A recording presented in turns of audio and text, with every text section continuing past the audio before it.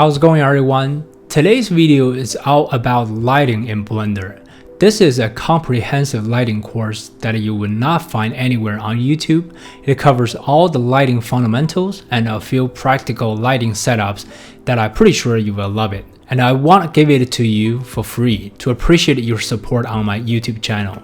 For those of you who are new to this channel, my name is Wenbo Zhao. I'm a product photographer and a 3D artist based in Sydney. I posted my very first Blender tutorial in the last year, August. 8 months later, I have over 4K of subscribers now, and I have produced over 60 videos and 2 master courses for my audience. During this 8 months, I found Blender community needed more professional content related to lighting and the photorealistic product renders. If you are a product photographer or designer who are interested in learning 3D in Blender, please consider subscribing my channel. Without further ado, let's get started. As you can see here, these are the topics that we're going to cover in this video. Let's just get started with the Invert Square Law. Here's the setup from a top view. Basically what's happening here, this is just a light and this is just regular a textures here. What I want to demonstrating to let you guys see, the light actually coming from one point, but it is going to quickly fall off the intensity of the brightness along the distance. So the further away from the light source, there's going to be the darker, and the closer to the light source, the places is going to be illuminated a little bit brighter. You may say, well, Wenbo, everybody knows this. This is nothing special. Why do we need to learn Invert Square Law? What does that mean? Okay, so what I would do next, I'm just gonna show you what's happening here, and then I'm gonna pull a Photoshop file to illustrate what exactly Invert Square Law means. So now we're inside of Photoshop. You can see here we have a render image of exactly what happened for that texture, and this is just a light intensity fall off from the one side to the other side. For this demonstration, I just want to let you guys know I break it down this gradient into squares. Okay, so each square is representing a distance, and they are exactly even distance. The reason I'm using a square is trying to let you guys to see the differences when the lighting intensity fall off along the distance. So as you can see here, the left hand side is the 100% brightness, and then when the distance go up like 2 times, 3 times, or 4 times, the lighting intensity is gonna fall off. So for the second one is, you can see here these two gradient squares has very similar look, but they are kind of have a twist. As you can see here for the bottom line, for the second line, as you can see here, these two are start really fading away, and they're having a pretty similar intensity because they're pretty dark. And you are saying, well, Wenbo, I still don't see what you're saying. And if I'm actually enable all these numbers, you probably will understand better. So this is 100% intensity, and for most people just think, in general, people think when the distance go 2 times further away, the intensity is gonna cut in half. So 3 times further away is gonna continue cut the half in half. So it's gonna be multiplied by another half. So we're just gonna continue going this way. The top line representing the common mistakes most people think light intensity will fall off with a linear relationship with the distance. So basically just like continue to cut in half. This is not what the real world is happening. The real world is actually happening with an invert square relationship. So what that means is if I'm enable this, the brightness and the distance having a special relationship, it means if I'm increase the distance 2 times, eventually the brightness is going to become a quarter of brightness compared to original. So what that means is when I increase the distance by 2 times right here, and then it was 100% or 1, right now it's become a quarter. To make these intensity of the brightness looks much easier to understand, I just gonna enable all these percentage, so you will know what I mean. So the top line is still the wrong way. People think, well, just continue cut in half, we're just gonna decrease in this way. The light and the distance doesn't work like this. This is wrong, okay? So what's actually happening is, so when the distance going up 2 times, it's going to become a quarter. If the distance going up 3 times, then it's going to be 1/9 of the original brightness. So which means you can see that the brightness of the light is actually fall off way quicker than you thought it would be in this linear relationship. It's actually in an invert square relationship. So as you can see here, they quickly fall off from 100%, quickly fall off to 6%. In the wrong way, when you're thinking, well, that's still 12%. No, from the beginning, once the distance increased, you lost 75% of light immediately. So you only retain 25%. I know most of creative is not really good at numbers, and I'm just trying to illustrating a point that what is the inverse square law. And you really don't need to remember all these. You really don't need to do any calculation, but I just want you to see a relationship. So what's the take-home message for the inverse square law, and why people need to understand this to know light better? Sometimes when we're having a scene that we have multiple items, multiple subjects, we want to having the subject illuminating very evenly. So what should we do? As you can see here, each square is representing a certain distance, and if we increase the distance, the lighting fall off quickly. However, as you can see here, if you see these 4 squares, I mean, you won't see the line obviously, but because their intensity looks very close, but this is actually 4 units, all right? So within this range, when you're putting your subject into this range, and anything put in here will be illuminating very similar, because the light intensity fall into this big range of distance is going to be relatively same, okay? So this is something that you will pay attention. So now I'm going to continue expanding the ideas what the inverse square law really means in the actual photography world. And if you're really into a photography a little bit and you have tried to purchase some of equipment, and for the most beginners, people think, well, the camera body, the lens is very expensive. To be honest, for professionals, the most expensive item is actually the light, because this inverse square law issue, because the light intensity fall off really quickly and falling off a lot of light that we're just quickly losing from using that in the real world. So you will see some super high power strobes. Why do people really even need to use to have all these 1200 watts a second of light? Simply because they need to light a bigger scene. So what does that mean? So usually when the beginners were usually light illuminating things, they can just put into the position that really close to the light. So you're saying you put your subjects in here, which is fairly close to the light source, so you will get a majority of the light, and everything looks illuminating. You can utilizing the light. However, think about if you need to illuminating a car or a group of people, so you need some physical space. So you wouldn't be able to fit everybody into a one tiny distance in here, and you're probably going to go with this kind of bigger range. But within this range, you will have some very even light illumination. So from the first person standing in here, the last person standing here, it doesn't have a whole lot of lighting or brightness differences. That's why people paying a lot of money to purchasing the light, because although we still have only about 4% to 1.5% of light saved here. But think about it, if I have a super big light power source, this number can go up easily. I can just need to dial the number, the brightness go up.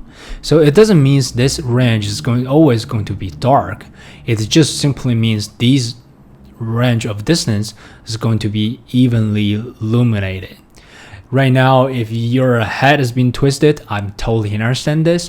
I would recommend you to watch this video many times and also put your thinking and practice into your day-to-day work with lighting, so you will understand this more and you will eventually figure this thing out. The inverse square law took me quite a while to really understand this because it's related to a lot of math. Once I understand one single light, how it falls off, I can quickly figure out where should I play. I will figure out where should I place my actual light, the distance relationship to the subject I want illuminated. So let's just put this idea in your brain and sink a little bit, okay? And let's go to the next point. The topic number 2 is talking about the quality of the light. Well, the quality of the light usually is referring in the photography world.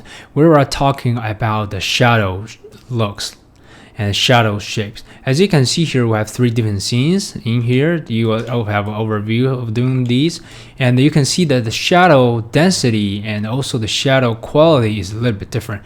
As you can see here, this type of shadow is really soft. That's referring to soft because it doesn't have a really clear edge line, but this one have pretty nice and defined edge line, and this one's have a pretty long edge defined line as well. Well, why we need to talking about the quality of the light? Simply because a lot of times we've been overly used the soft light, or probably using the soft light in the wrong way. So in photography, the quality of light, it means one rule is if the light is relatively bigger than the subject, and the light is going to generating a shadow that is really soft. You don't see a defined edge. This is what we call the soft light. Well, when you see a light is relatively small and compared to the subject size, and it's going to generating some very defined and harsh shadows in here. So that's kind of the big take-home message is talking about the relativity of the size. What it means relativity, because if I'm just talking about the physical size from the size of the lighting and the subject, that's easy to understand. But one thing that a lot of beginners who forget is that also the relatively distance. So if I'm putting the exactly same light size like this, they are the exactly same size of the light. However, the distance from the subject is also need to put into consideration. If I put this light away from the subject, like this one, is actually putting away from the subject, and definitely the brightness is going to go down just because the very first rule, the inverse square law, and then we can quickly just bump up the light in here. As you can see here, we are using like 235 times of the strength in order to illuminating this one items, which is the top one. And if it's in the middle, and we're using just a 5, the strength only use 5 on the shader to actually illuminating the scene. And if I'm putting the same size, if I'm use the same size of a light and put it away, that actually has become a smaller size. Just think about this in the real world. We all know the sun is way bigger than the earth. However, the distance, relatively distance compared to the size of earth and the sun is very long. So which means, although this is a relatively big source of the light sources compared to the subject physically, however, the distance is very far away, so this has become a smaller light source. So if I'm really just kind of select this one, if I'm pushing away from the subject, just dragging that, select that, the GX drag away. As you can see here, light intensity went down, and also the light quality, the shadow is going to become more defined, more harsh. If I can just simply bump up the light, that's okay. We can resume the brightness of the scene, that's okay. However, the shadow shapes or the softness went off permanently. So that's something that I wanted you to point it out to let more people to understand what is actual the quality of light means. So whenever you're shooting a subject or you're trying to light up a scene, you're trying to using a bigger light and to creating a nice soft shadow. And if you're using a smaller light, then you're gonna creating a defined light. Well, most people think, well, always going to be the soft light is going to be better. I wouldn't say that. It all depends on your subject matters and what you're trying to say using lighting. So for example, if you're going to photograph a cosmetic product or just for example a sunscreen, and you probably not necessarily has to use the soft light to illuminate it, because you want to use the harsh light with the harsh shadow to representing the sun, right? To trigger that emotions for the viewers when you illuminating a scene, because the sunscreen. So basically, sunscreens usually sit under the sun. Just give you that as a environment for the purpose of the light. Okay, so that's something that you want to pay attention. There's no good light or bad light. It all depends on the photographers or 3D artists to really understand what you want to try to accomplish through lighting. And this is then point number 2, the quality of light. Let's talk about the point number 3, the density of shadow. Well, this is very easy to understand. We are talking about how dark is the shadow side of the subject. As you can see here, we have a monkey and we have a light over here. And one thing I really want to point it out is there are a lot of times people ask me about lighting ratio. Is it between 2 different lights or multiple lights? Is there a golden ratio to, like the people saying 1:2 or 1:8? Is there any really tricks that have a perfect lighting? The simple answer is no, we don't. And the lighting is a form of art. Every artist or photographer have their sense of a taste about lighting. But for the control, in order to control the density of shadows, there's a lot of ways to do that.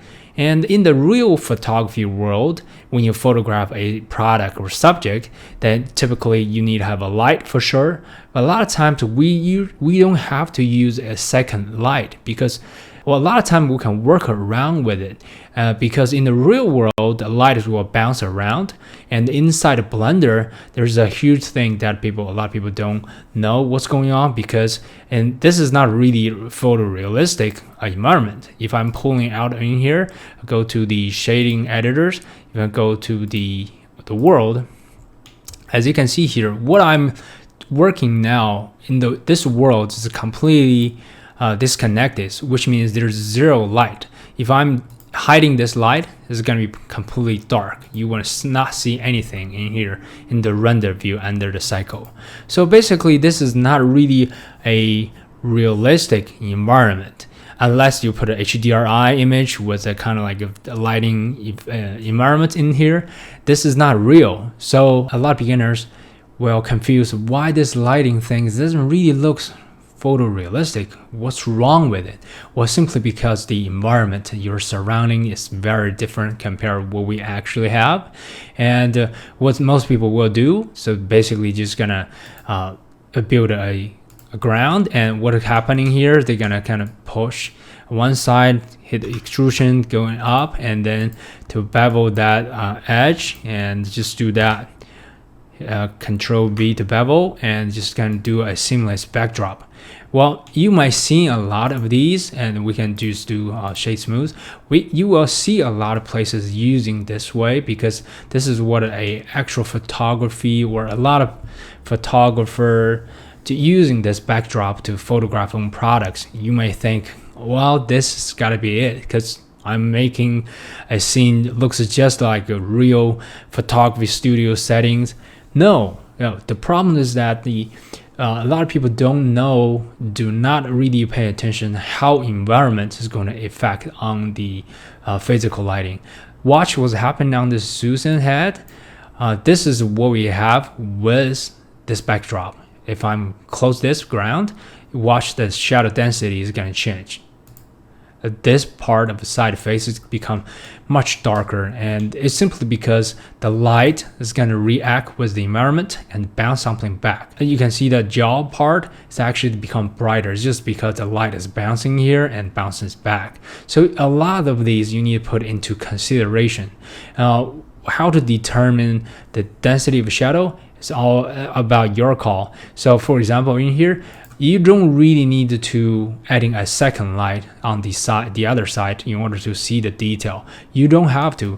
You can just simply adding a plane, Shift A, adding a plane, hit S to scale up, and this already come with the default textures. We're gonna hit R and Y 90 degrees. We can just kind of grab this and put in here, drag in here. As you can see here, quickly, what you can do here, you can control the shadow density easily, just moving this planes accordingly. As you can see here, how much details I want to see, and I want it to have a more even lighting. I can just keep pushing, and it looks about right. So this is the one trick that I often use in a real photography studio. So you don't really need to purchase a lot of a light. You still can using these bounce card or reflectors to reflecting the light back to filling the shadow, really decrease the density of shadow a lot in order to having a nice balanced lighting. Okay, this is the point number 3. So I just want to let you know the density of shadow, you can control it. You don't have to using a light, and be aware of the environment around your subject when you're lighting them. Next, let's talk about the position of light. Well, it's still the same thing. You know, everybody's need to know the position of light, and there's a certain way to put it in there. And I found the best way, if you are beginners, you just need to test it out, right? And what you can do here, we have a monkey, we have a light. What we need to do here, we're just going to do to change the pivot point. So let's go here. If we're going to change the pivot point to the 3D cursor, apparently the 3D cursors align with the subject. So what I do, if we go to top view, if I hit R, I can just rotate to see what's going on, where's the positions of light, and to see what your subjects are going to look like. So because this demonstration for the purpose of this lighting course, I'm just using a monkey. So you can actually just using a your products models that you can just kind of twist them around to see which angle looks the best. But however, in this videos, I really want to point out one thing is that people often not notice is it because we're looking for a kind of a genuine gradient of light across to the subject. I know this subject looks a little bit sharp, and everything looks a little bit too unrealistic. So what I would do, I just gonna hit Control 2, just adding a subsurface modifier, and quickly do a shade smooth. So this might looks like a regular product or anything for a model. So but this looks a little bit softer. So what I'm trying to show you another trick. This is called feathering the light. Okay, so what does that mean? So right now you can see here that we have a pretty defined highlight side and the shadow side. What a photographer usually do, photographers sometimes just using the one single light, you can just position the way that it actually creating a sort of gradient using a Invert Square Law, because basically it's not that specific need to be consider how much light and where to put it at, but just need to be aware that the lighting is gonna fall off in a certain way. So if I hit the G and the Y, I'm just gonna generally push this one on the front a little bit. As you can see here, for some reason that we have more side being illuminated, this light is still pointing to this side. I didn't rotate it anyway. There's more lights gonna hit from this side to the other. This is kind of creating a kind of natural fall off with a gradient. This is also called the feathering light. So if I'm really pushing here, so you can see we can do some changes over here. And for me, in order to understanding light, is the light doesn't need to be directly just to point to the subject. It doesn't really need to be like that. So you can just point the other way, and the lighting is gonna still hit this certain part of subject, but it's creating a different effect. So that's how I understand feathering the light, and that is just the topic number 4, position of light, and we specifically talk about the feathering the light. Now let's talk about point number 5, the purpose of light. As you can see here, we got a product right here, and based on the purpose of light, we usually give the lights a certain name. As you can see here, if I enable this light, and you can see we have light in front of the subject with certain degrees, about 45 degrees right here pointed at, and we calling this light a key light. Well, the key light usually generally is in the scene, is the brightest light in the scene. So that's what we call the key light. So that's the most important light. And the other lights will be just kind of working around this key light. And the key light is going to be the, you can say, the setup, the key for the entire lighting. So what I'm doing here, this is just a simple light we can hear, is actually using 6,000 watts of power to illuminating this scene. And the next thing we can do here is actually another light. It's called a fill light. Basically, just the opposite side to kind of filling some light into the shadow areas, so making sure the product has enough detail to showing after the second light being added on. So as you can see here now, the lighting power is 2,000 watts. So basically, people can say this is the 1-to-3 ratio. So, but this is not really important numbers. I just want to let you know, usually the fill light generally is darker than the key light. And another light we usually use, we call it in the photography, is called the rim light. The rim light usually the light that shooting from the back side of the product to actually creating a outline or a separation between the background and the subject. In this scene, we don't have background, but usually a lot of stuff that we were photographing, we have a background, and the rim light is between the subject and the background.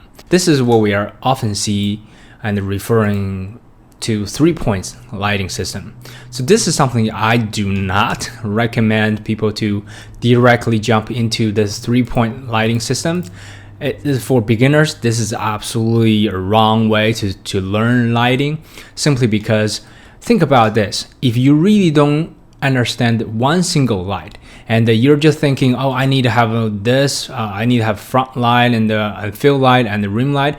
Yeah, it seems like it's being done properly, it looks kind of okay, but it's actually taking away the purpose part of the light.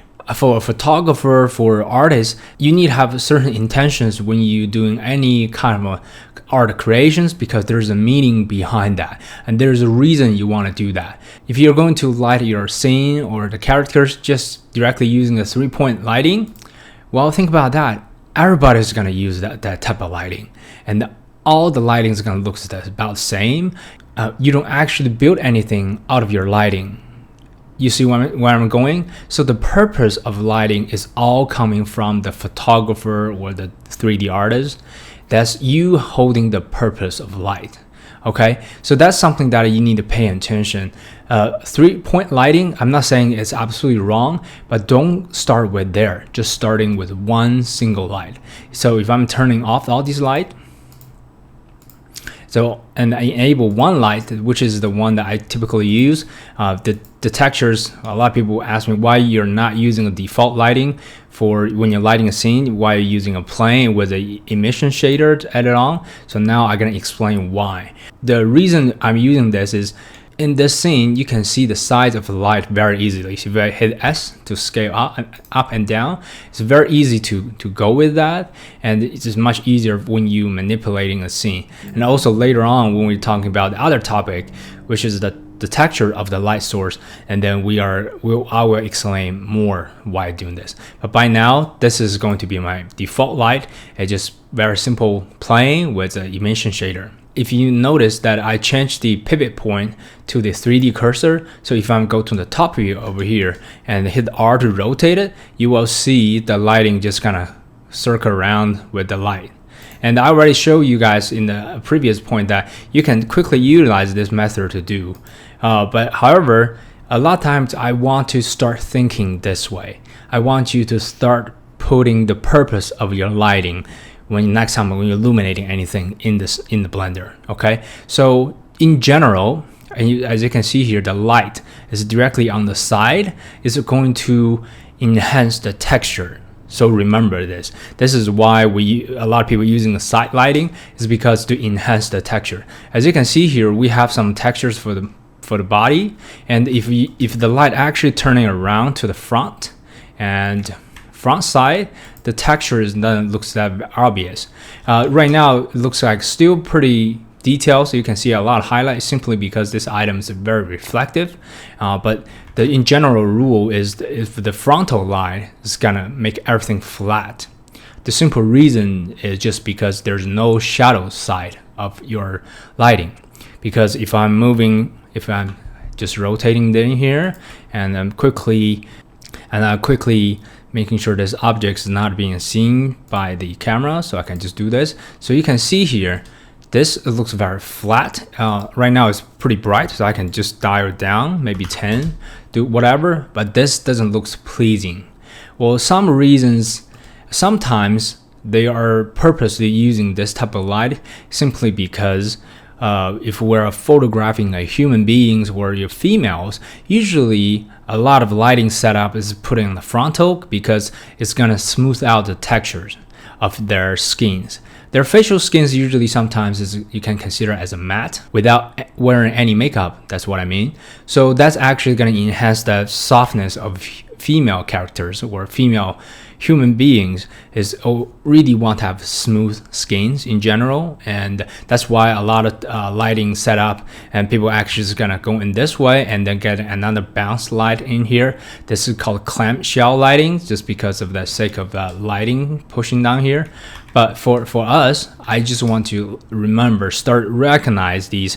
When you putting the light directly in front of front subject, you're gonna make the shape looks a little bit flat. When I saying flat, it means two-dimensional. It does not mean three-dimensional look, okay? So that's kind of how it goes. So if I'm rotating here on the side view, so you are clear to see a highlight side and a shadow side. This looks more three-dimensional, which means this is less flat, okay? So I want you guys to understanding why these professional terms or the photographers or artists describing lighting result using these terms. That's gonna help you quite a bit when you're watching other tutorials and then when you're watching other lighting tutorials to understand this better. Okay, so we're gonna continue rotating this light. As you can see here, when the light, one single light is pushing to the side edge in the back side of the subject, you will see there's a light been illuminating on the curves on this subject. You don't see any details in the front simply because there's no light source from there to building that. Well, just think about this. Silhouette is that type of lighting that you will only see the outline of curve, and it's nice because it actually gives you a lot of rooms to having this highly contrast images to build, and also rooms for the imagination. So you don't really need to light everything in your scene to show what you want to do. But sometimes when the product have pretty cool design, layout, whatever, maybe a good rim light to start with will be good because you enhance the feature of the product. You're really illuminating your scene to have a focus to enhance the product design. Right? So that's what I use. So if I continue rotating, if I'm rotating directly in the back, so basically this light is facing directly behind the subject, and it actually is illuminating the entire outline and just using one single light. And you can do that and to do these. Well, you may say, well, Wenbo, that we are still trying to promote the brand. We want to show the logos, every details, and the one single light is just not gonna help us. Well, I will show you how. Okay, so if we're continue rotating, you will see that we're just getting more stuff coming out. That's just a way how the light is works, and it's not that complicated at all when you learning lighting inside the Blender. In the past, if you really learning lighting in the studio, man, you gotta holding a light or whatever, it's gonna continue to take pictures and really truly understand these to how the light and subject is gonna react compared to the positions and the purpose. So now after watching this tutorial, I'm hoping you will have better understanding why you position a light in a certain angle and why what kind of effect that you want to achieve visually through lighting. Okay, so this is the number 5, the purpose of light. Let's talk about the point number 6, the texture of the light source. Well, as you can see here, we got 2 different subjects. One is a matte surface, one is kind of like very smooth, plastic, smooth surface. As you can see here in the scene, we're using a blender light. It's just an area light. If you can go here, you can see how much power is it, the size, everything. You can put in here. This is the default blender size. You can illuminate the different subject using one single light. You can see they have different type of results when you see visually on here, and it does simply reflecting they are two different textures. But why we need to improving this or pay attention on the texture of the light, it's just simply because a lot of products have like this. Sunscreen has plastic, super smooth and super reflective surface. The matte surface subjects are really easy to light. It actually gives you a lot of rooms to placing the light. It doesn't really to be super precise because the shape of a light, it doesn't really reflecting on their surface. For a lot of beginners, when they are trying to start doing product photography, they're gonna photograph some super reflective items and cosmetic products, and they are just going to be a big stone of challenges when they're illuminating because they're reflecting the light, pretty ugly highlight everywhere. It's just annoying, and that's why you are going to start learning the texture of a light source. And now we have this light source. If we're simply just change to the lighting source that I usually use, it's just a plane with the emission shader, you can see that the lighting is still relatively about the same and having kind of pretty strong highlight in that way. And that's why we're still not really solving the problems making this product looks a little pleasing, although it's representing the pretty reflective surface of the nature of this product, but that's not enough for a professional photographer. And what do we do in here? We can just change into a gradient light. Watch here, this is what the plain light looks like if I enable that gradient light. And you can see here we have one side is being black and has some gray areas, and then slowly transferring to the white part. And what's happening on here, you can see that it's much better of transitioning, smoothing here. So having this kind of gradient light, a lot of times it's really nice to illuminating some products with very reflective surface. This is why we need to pay attention, because what's going wrong in the environment is easily to be catched by the reflective subject. Okay, so that's what we do. And you might wonder, well, do we actually seeing this in the real product photography practice? Because this is pretty easy to accomplish in the 3D world, because what I'm doing now, I'm just actually adding a gradient textures that I made in the Photoshop and plugged it in. Now I do have a tutorials go in depth in the texture of this lighting. I will make sure you watch that. The links are gonna be on the right corner right here. So we're gonna continue move on. So what is going on in the real product photography practice looks like? So basically what's happening here, I just enable this, you will see there's similar effect, right? So in the photography world, so usually we are just going to using a strip of light. It's just typically light box or soft box, you can call that as strip box. And then what you're going to do here, you're going to put a diffusion materials. It sometimes can be semi translucent. That's why I built it's just single plane and with a translucent materials, and then put color, I just push all the way to the white part. So now what you can do here, the light is still can shooting through this translucent. This is not transparent, okay, translucent. So it actually diffuse the light. It's creating some sort of like the gradients in here.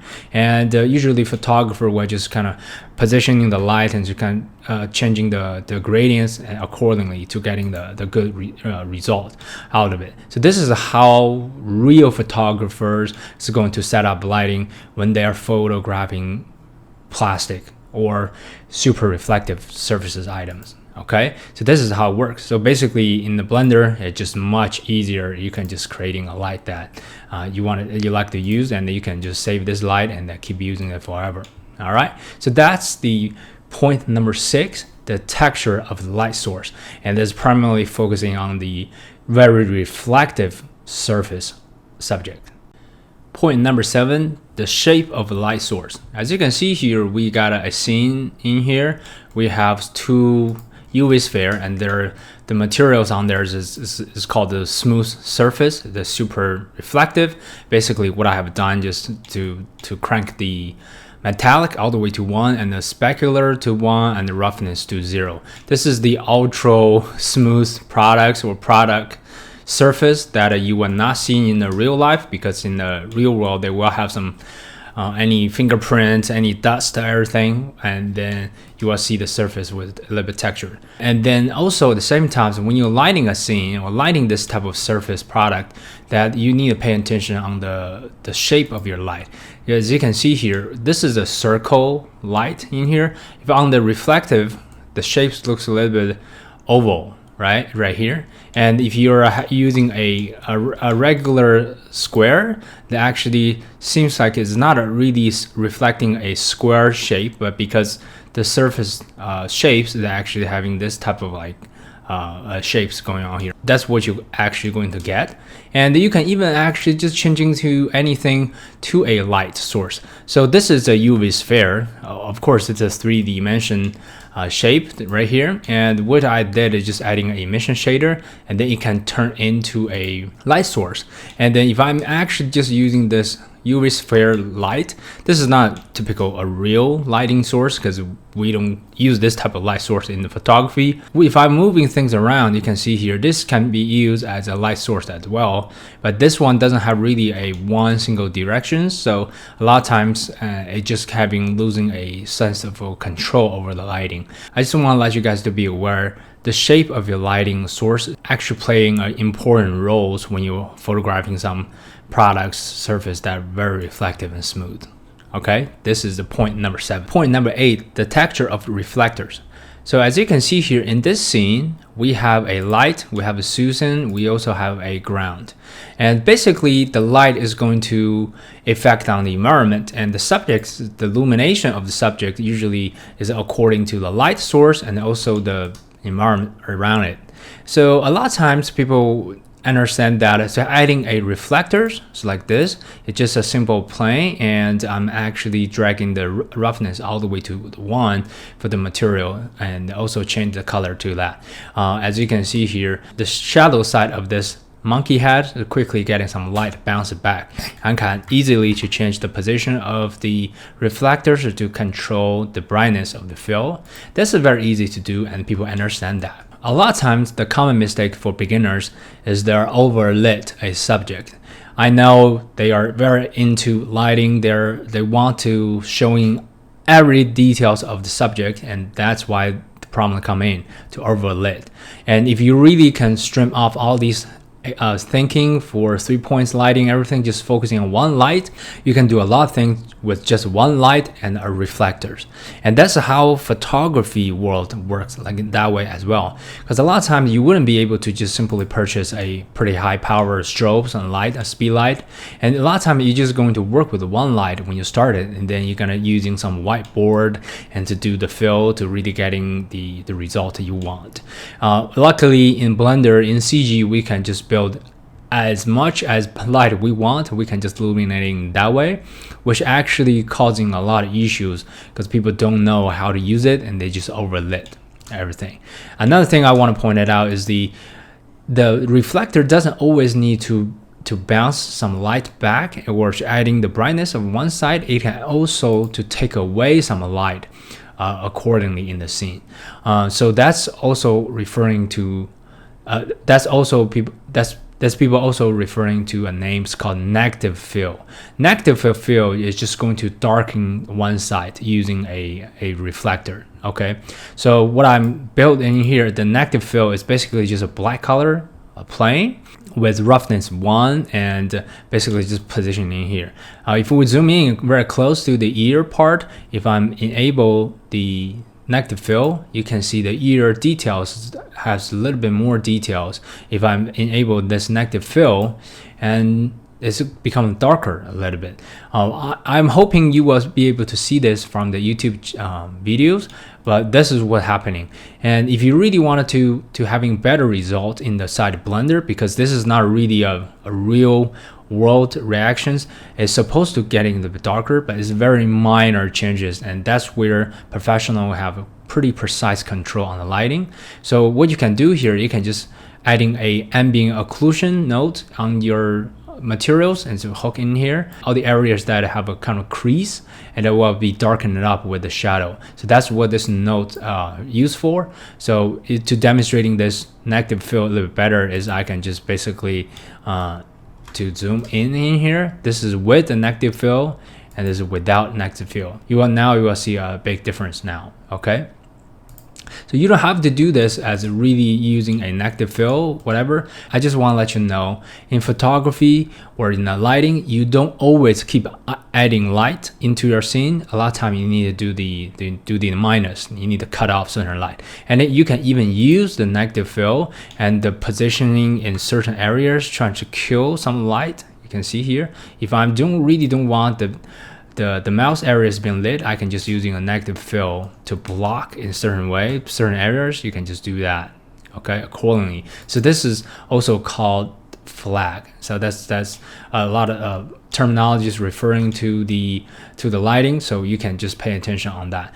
But in the CG world, I know you can quickly change the size of your shapes of your lighting, and that's easy to do. But in the real world, in the photography world, that's not really easy to quickly change that, because if you buy a certain size of a softbox or a lighting tent, whatever, and then you just cannot change the size of it that quickly in the CG. So we have a lot of advantage to doing lighting scenes, but I believe the most important thing is the knowledge of understanding lighting. And my recommendation for all beginners is just focusing on one single light, and please master the one single light, and then you will open it up a lot possibilities for complex lighting scenes, and you have much better control that. So start investing yourself on the knowledge of understanding light. Okay, and then next part, we are going to break it down some lighting setup that I use for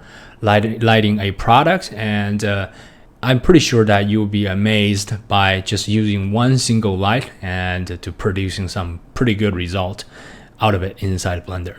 Let's get started. All right, let's see the setup number one. As you can see here, I have a product right here, and then this is, I believe this is a sunscreen, and I just have a pretty big light, and which is gonna cover the entire space. You can see that it's gonna creating some pretty soft light, and at the same time, as you can see, this is just a silhouette. There's nothing going on. There's no too much details. Only using one light is not going to be really doing too much. So how can we actually achieve that? This is not just only working in the CG, it's also working in photography. So if you're only just at one single big light, and how can you illuminate this thing? So I just enable this reflector at the very bottom. This is just a reflectors with the default materials. If I can drag in here, just go to the shader editors, and this is the material looks like. It's just a default setting and nothing special and put in here. However, with this reflector going on here, you will see more details from bottom part, just because it's going to bounce some light from the main light. You see here, we get some more details going on here. So that's not really majority of important, because it's getting some details coming out just because the light is reflecting to these.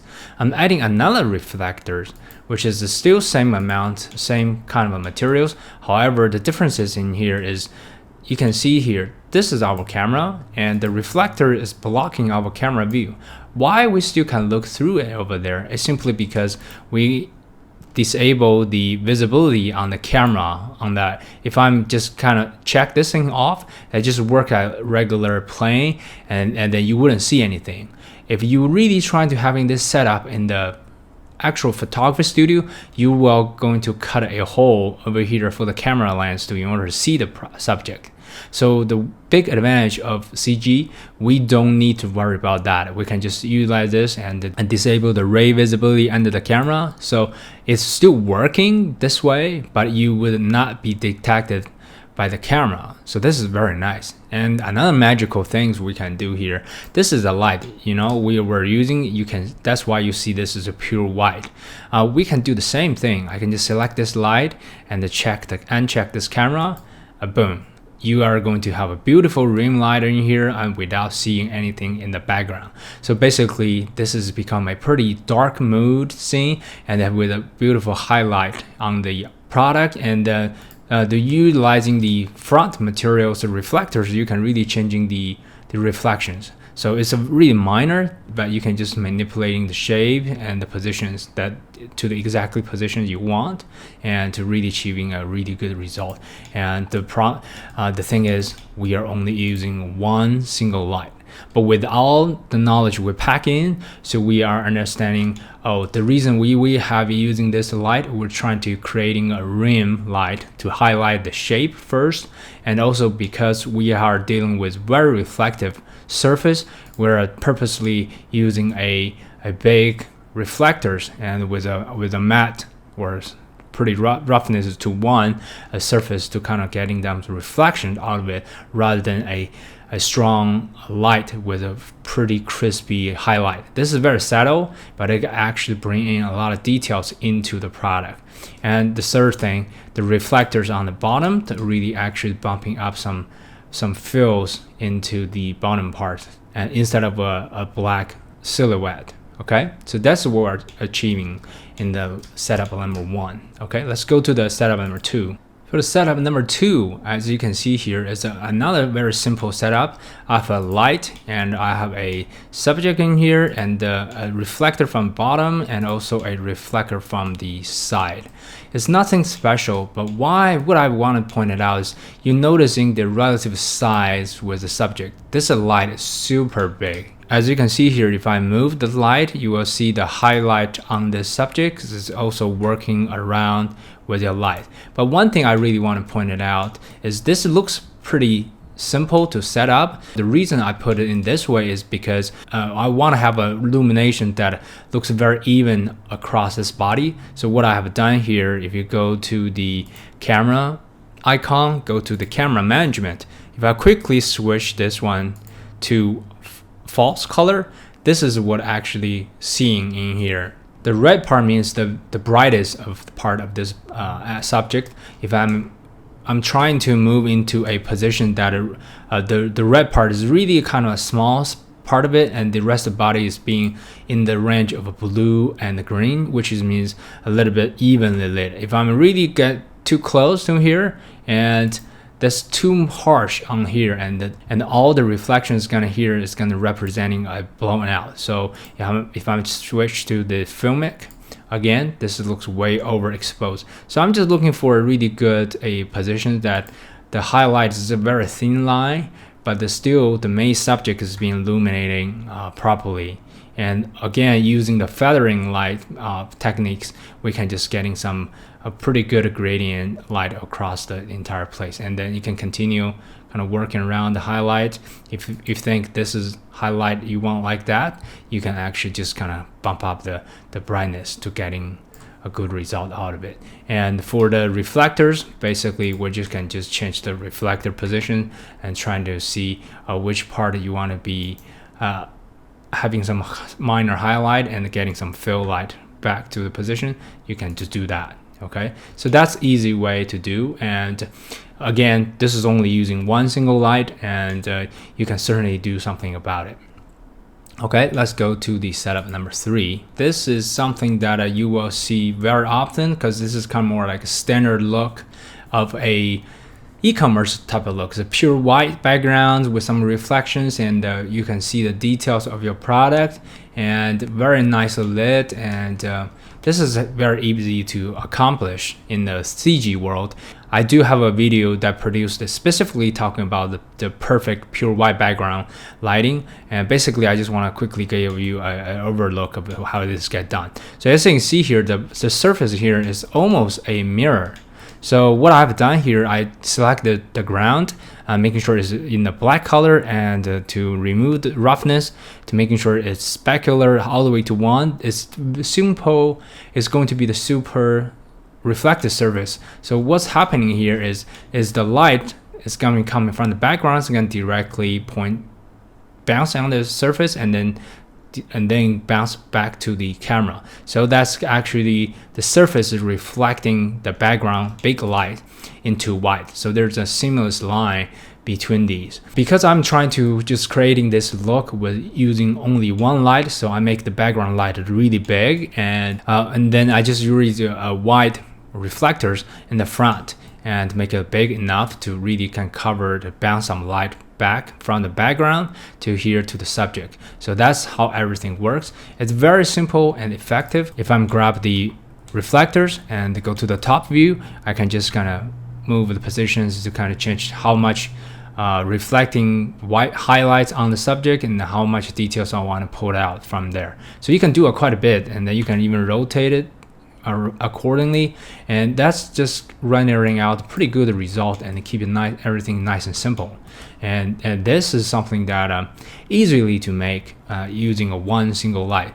Is in the CG world, a lot of time the light reactions can be working very perfectly, but in the real life there's some light losses and certain size ratios kind of challenging to replicate. But once you understanding the lighting concept, you will be able to do a lot of amazing stuff in the CG. Yeah, that's pretty much all I want to share in this video. You can get this Blender file either on my Patreon or on my Gumroad for free. And this is something that I want you guys to start play with it and to really see what's going on your own side, and really takes your time to digest and consume this level of lighting knowledge on your own. If you like this type of content, please consider subscribing my channel, hit likes and share this video to your friends and to someone you may think is useful for them, and also leave comments. And please let me know what the topic that you want me to cover in the future video. And thank you for watching, and I'll see you in the next video. Bye.